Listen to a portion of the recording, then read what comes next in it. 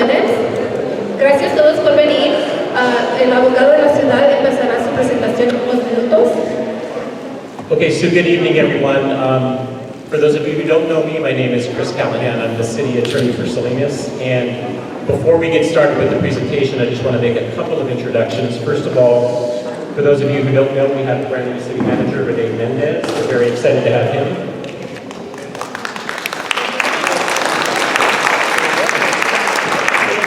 And Councilmember Anthony Rocha from District 6 is here, and he wanted to make a few comments to the group.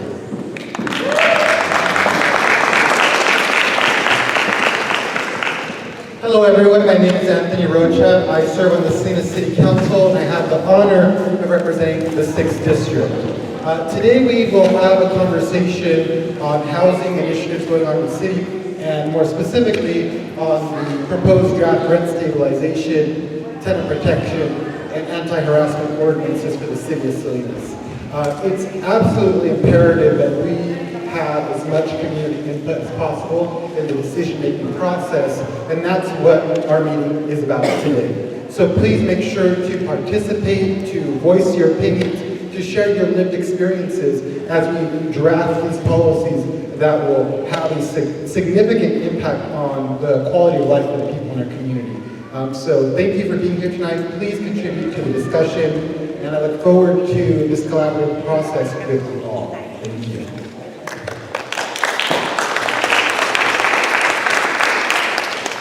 Thank you, Councilmember, and thank you everyone for being here tonight. As he mentioned, we are still in the middle of this process, and so all of this feedback and input that we receive from these meetings is very important as we draft this policy and present it ultimately to the City Council. So this is just going to be a very high-level introduction for those of you who haven't seen it of the current draft proposed ordinance, some of its key components, and then we'll talk about next steps and timelines. So the next slide there. So generally, we're going to review this rent stabilization ordinance and tonight continue to receive your input and feedback. So there are 3 components to this draft ordinance, and in case you haven't already found it, it is available on the city's website under the Community Development Department's page. The current draft contains 3 basic components: rent stabilization, tenant protection, and just cause eviction, and then an anti-harassment ordinance. Next slide. So starting with rent stabilization, the intent of this portion of the ordinance is to control the amount and the frequency of rent increases to protect the tenants from excessive rent increases. We're aware that there is recent state law covering both rent increases and the amount of times that rent can be increased each year. Under that state law, cities have the authority to further limit the number of times that rent can be increased each year and the percentage by which rent can be increased during that same year period. So that's what we're discussing in terms of rent stabilization. There have been a lot of questions in the previous conversations about what properties this would apply to and what properties it will not apply to. This draft will apply to all multifamily residential properties with certificates of occupancy that have been issued prior to February 1st of 1995.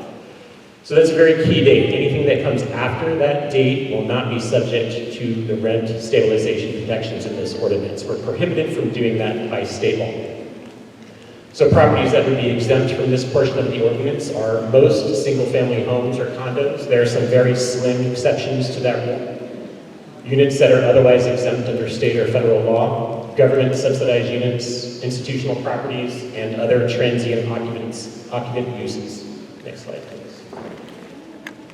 So we are in the process of an economic analysis. We have a draft of that we're currently reviewing. It will not be put in final form for a couple more weeks at least. And so that will determine whether or not the city can further limit the number of times that rent can be increased or the percentage based on that economic analysis. And so that will be made available to the public so that everyone will have an opportunity to review that, and that will determine the extent to which the city can further regulate the rents. The current draft of this portion of the ordinance allows for landlords and owners to petition for relief from those reduced percentages so that it can receive a fair and reasonable return. This is a requirement of the state law. The city cannot do anything about this. We have to afford landlords the opportunity to receive a fair and reasonable return on their investment. The current ordinance provides a process by which landlords can do that. It also provides a process by which tenants can petition for a rent reduction if they feel that the landlord is not increasing their rents consistent with the city's rent stabilization ordinance. There's a process that will end up in a hearing if a tenant brings that complaint forward. Landlords must be allowed an opportunity for capital improvements. This piece is not currently drafted. It will be drafted and will be a portion of the final ordinance. As well as pass-throughs and application fees. This is something that we've heard a lot from tenants in particular. We haven't yet drafted anything into the ordinance, but it's something that we're considering incorporating into the ordinance. The second component of our draft ordinance is tenant protection of just cause eviction. So the intent here is to provide housing stability and to limit the adverse impacts on displaced tenants. It provides certain protections and limits the grounds for termination of tenancies.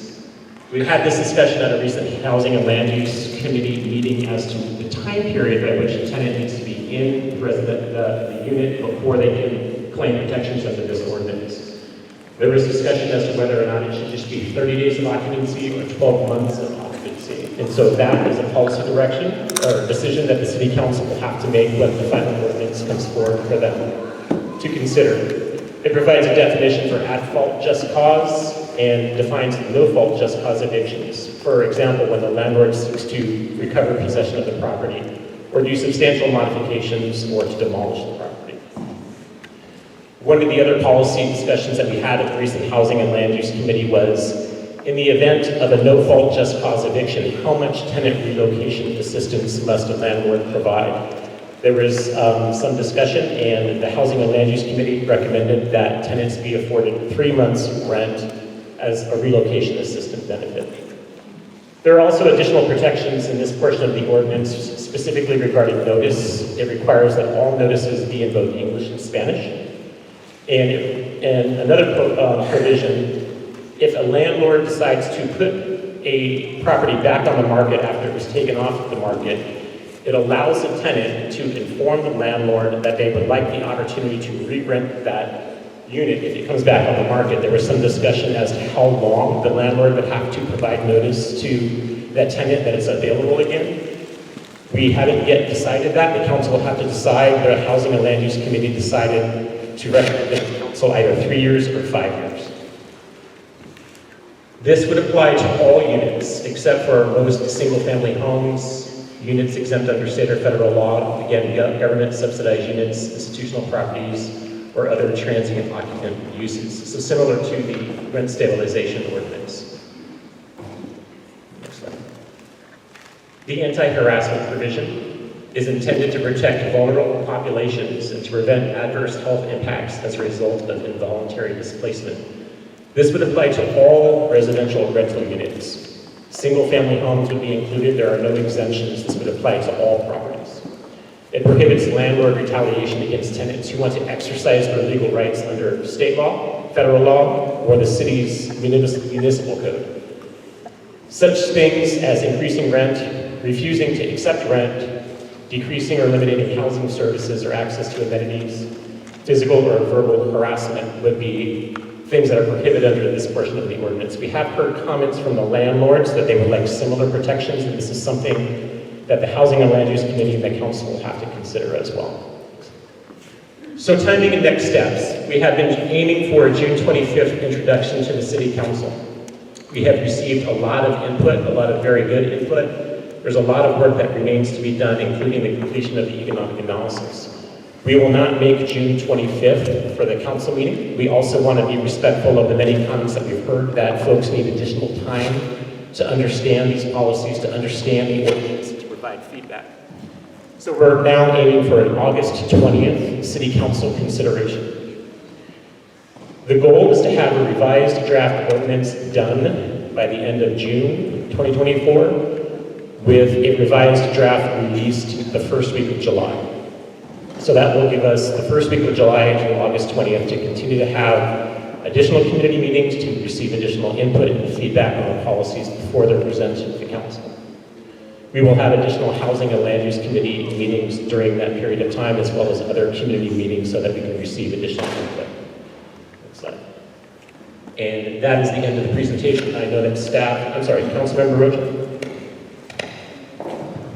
I want to add on to one of the reasons the timeline was extended was really to gain more input from the community. We heard from many residents that there was still a lot of questions, and so we want to make sure we provide the opportunity to vet everything we possibly can, get as much input as possible, and have as much of a transparent process as we possibly can, with the goal of truly building consensus and community support for whatever is presented to the City Council. So I just wanted to emphasize that component of why the timeline is being extended. Thank you, Chris, for that presentation. Thank you, Councilmember Rocha. So right now, we're going to break out into smaller groups. There will be facilitators that will be coming to your table, and we might be consolidating tables to make a more, to get more feedback and conversation flowing between the groups. So we'll go ahead and break out. We are estimating about 40 minutes for this. So I'll go ahead and the facilitators will start coming to your tables. Hello, thank you everyone. We're going to go ahead and wrap this up right now. If I can, I will be going around each table, collecting some questions for us to take back and take into consideration as we continue to draft this ordinance. So we'll go ahead and start with this table right here with Jennifer. Hello everyone, so we're going to start off with the first question. So our table had a question is, how do we balance the cost of living with tenants and the owners? So a lot of our discussion was about the new population as with students and how students are not even able to afford rent on their own and they're still living with their parents, along with owners having to adjust to the cost of living and like having to provide all of the wraparound services. So how do we balance the cost of living with tenants and owners? That's our main question. Alright, so our question will be, who will be controlling the rent increase? And can we have application fees controlled? Thank you. Hi everyone, the question that we had at this table is if landlords are willing to evict tenants in order to turn their units into section, for only people that are Section 8 recipients, are they needing to have to relocate the previous tenants? Good afternoon. Our question here today was how is enforcement going to happen? Hello, everybody. So our group question was, why is the City of Salinas wanting different rules than what the state and federal already provide? What makes the City of Salinas different?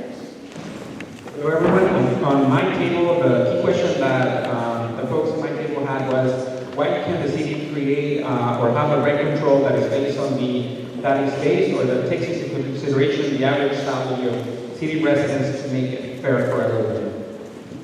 My group had, what is the possibility of this ordinance to pass because we are exhausted and tired because we can't afford rent. We have someone here on the table who pays rent. Her rent gets increased monthly and she's exhausted and she's afraid that she's going to end up in the streets. And how serious are you guys about to support our community? Because we don't like to show up to meetings because we feel not supported from city officials. Right, for our table, we had who makes the decision on what the increase will be and what are the determinations for that amount? Hello everyone. The question for our table, so some of these folks are well informed. They realize that the rental stabilization applies to multifamily dwellings built prior to 1995. So their question is, can this ordinance also include mobile homes and single family dwellings? And our question is going to be more about what is going to happen to the properties that are going to fall, that are not going to fall under this ordinance. Is there going to be any other type of regulations that are going to come in the future? Is it going to be to the state or is it going to be to the city? Thank you for all those questions. Chris, do you want to open it up for more questions? Yeah, I think that since we have everybody here, if anybody else has any other questions they want to add to our list, I think we'll take those now. And I see Margaret from across the room waving back.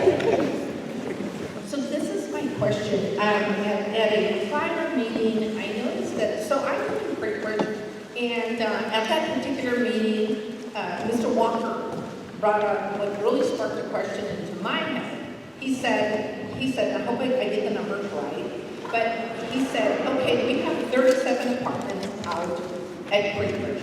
And this 2% wouldn't be good for us because the cost increase that come in, which are, insurance, water, all of these things that cause more of a bill, say for Creek Bridge and for the apartments, and they pass it on to the renter.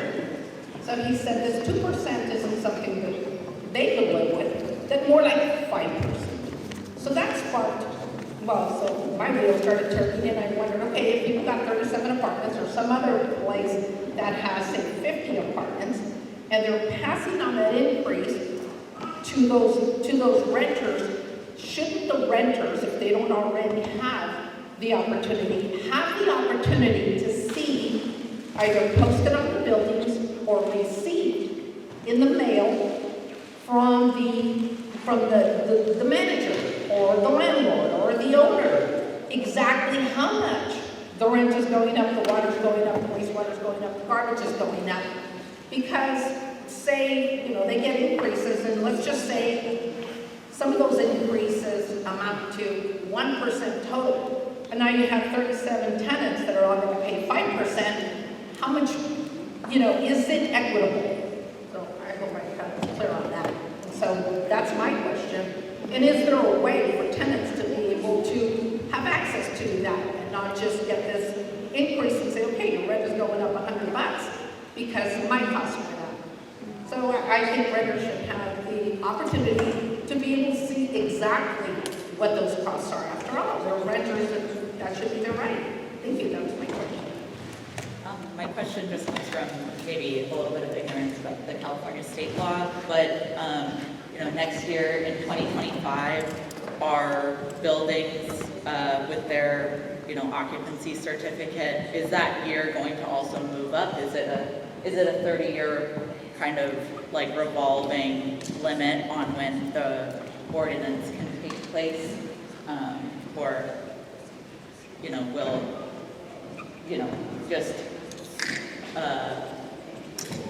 we'll just continue to only be able to stabilize those really old buildings? Thank you.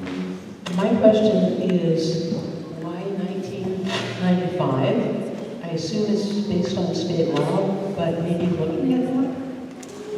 What would be the process? I understand that the EPS is a consultant that's going to help determine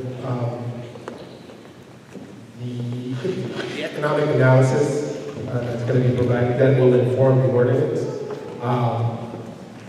Want to know how transparent or how our residents here can be able to see and understand how that process is going to be applied. I say this because our city is, there are so many people who are not accounted for. So many people are not accounted for. Hello? So many folks that are not accounted for, and that those numbers are usually attempted to be captured in census, but do not reflect the actual experience of our community experiences in this. Thank you. Buenas tardes. Mi pregunta es la siguiente. De la ciudad nombran que varias casas no van a entrar en esta situación del 2% que estamos pidiendo. Creo yo que pudiera ser que mi casa donde yo vivo, que igual yo pago 4.500, no entrara en esta ordenanza. ¿Qué pasaría conmigo y quién me pudiera en determinado momento, de qué manera yo me pudiera estar cubierta con algo, ¿verdad? De no sentirme tan desolada, porque si la señora quiere mañana subirlo a 10,000, pues 10,000 le tengo que pagar. Entonces sí me gustaría saber por ese lado qué pudiera hacer con eso. Good afternoon. My question is, I understand that the city says that some houses are not going to be part of the ordinance, or this 2% limit. And like for example, the house that I live in, which I pay $4,500 a month, possibly will not be covered by the ordinance. So what's going to happen with me? How am I going to determine? How am I going to be protected? Because what if tomorrow my landlord wants to increase my rent to $10,000? Who's going to protect me? How am I going to be able to deal with this? Thank you. Buenas tardes. Yo quiero decirles que lo que se decida acerca del aumento que tengan no solamente nos va a afectar como a los residentes de aquí de Salinas, sino que cualquier número que decidan poner de aumento nos va a afectar. Yo tengo niños que uno acaba de salir de la universidad y si aumenta tanto la renta, yo creo que yo no voy a poder mandar a ningún niño a la universidad. Tengo viviendo aquí en Salinas 10 años y el aumento ha sido bastante. Prácticamente el trabajo de mi esposo, el mío, el de mis hijos, estamos a un nivel, les puedo decir que de tener una cuenta en una libreta y decir podemos hacer estos gastos, estos no, porque claro, también yo yo rento una casa, también yo tengo cuidados de la casa, porque mi responsabilidad también es cuidar la casa, porque la persona que está rentándome, yo quiero que se sienta confiable de que yo voy a cuidar su casa.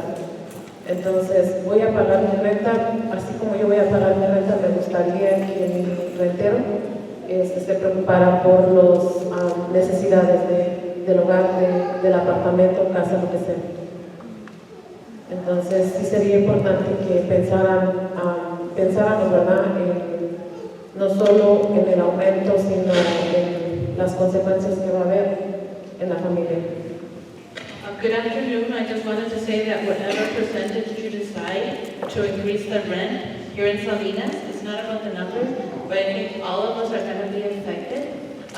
My children soon are going to graduate, but I think that with rent and all my expenses, I don't think I'm going to be able to send any of my children to the university. I've been living here in Salinas in 10 years and I have suffered many increases of rent. My husband, son, and my salary, we have a notebook where we have to decide what expenses we can do and what we can't. Rent is really, really high. I pay my rent on time. I take care of the home. I care for it because if my landlord trusted me with his house, I'm going to take care of it. But I would also like the landlord to worry about, all the repairs and everything so the house is in a good condition. And, it's something that we have to do for the benefit of all of us. Buenas tardes a todos, mi nombre es Nidia y la pregunta que tengo yo es si esta ordenanza pudiera incluir las fases o categorías por las cuales los propietarios aumentan el doble de alquiler cuando desalojan a una familia. Por ejemplo, si nada más van a hacer remodelaciones cosméticas y van a poner un refrigerador o una estufa nueva y por eso ya quieren a la nueva familia aumentarle el costo a $2,000, a $3,000 más que la otra familia estaba pagando, los otros inquilinos. Que si esta ordenanza pudiera categorizar como categoría A, categoría B, categoría C, siendo la A que necesitas un refrigerador y una pintura, siendo C necesitas arreglar la tubería o una llave de agua que está liqueando, siendo C vas a demoler paredes, algo más costoso, ¿no? Que hubiera una categoría que pudiera limitar esos altos costos de alquiler, porque están desalojando a la gente y nuevos inquilinos que vienen, ahora me vas a pagar $3,000, así nada más. Entonces, cuando el inquilino no ha agarrado un aumento de salario para poder costear ese alto costo de alquiler. Y la otra cosa que no es pregunta, pero es comentario hacia lo que están diciendo los propietarios, ¿por qué están tan preocupados de que exista una nueva ley? Si están cumpliendo con la ley. Si están cumpliendo con la ley, yo pienso que no deben de preocuparse porque siguen cumpliendo y no van a desalojar injustamente a los inquilinos. Yo si fuera propietario no me preocuparía eso, si ya existe una ley estatal que les hace una ley local, si están cumpliendo con eso. Antes, cuando se estaban llenando los bolsillos de los altos costos y incremento de renta, no se preocupaban por el dolor de espalda de cada campesino que sufre cada día para agarrar ese dinero y costear su alquiler. Una ordenanza, si es un 2%, que se cumpla eso, le daría una esperanza a familias que en un futuro puedan pagar una vivienda por familia. No tienen que rentar la sala, no tienen que rentar una habitación para poder pagar una vivienda. Y eso sería algo justo para la educación de nuestros hijos y tener un mejor futuro y tener una mejor familia y tener oportunidades que la compañera con su seguro social no tiene, que la campesina que gana $15,000 al año no tiene tampoco. Antes no pensaban en nada de esto. Ahora que la gente se está levantando a hacer algo por ellos mismos, entonces ahora sí se preocupan. ¿Quién de aquí está a favor del 2%? Que levante la mano. Gracias.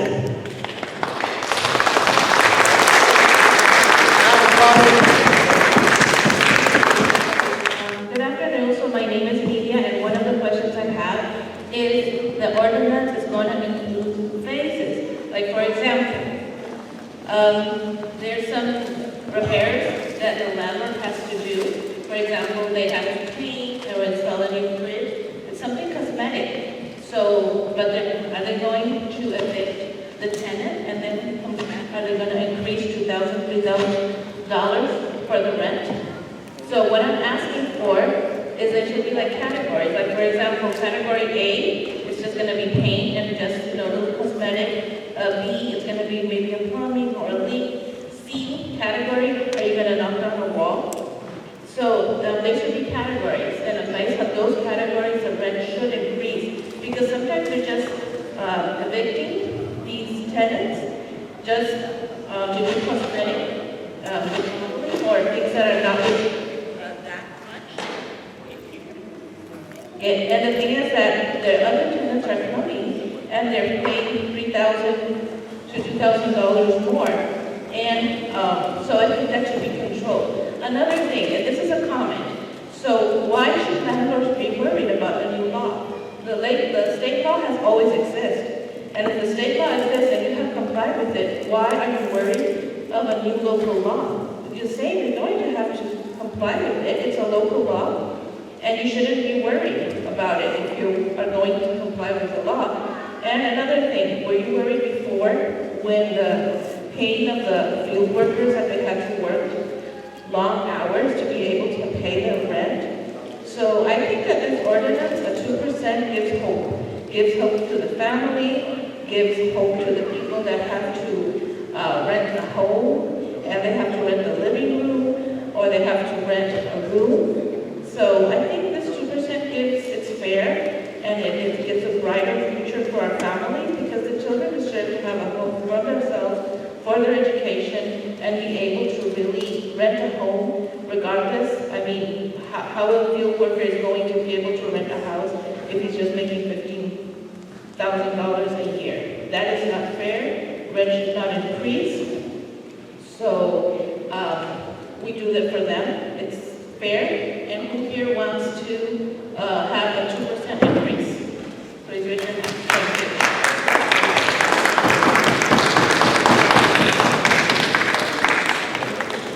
So thank you, everyone. That concludes our Q&A.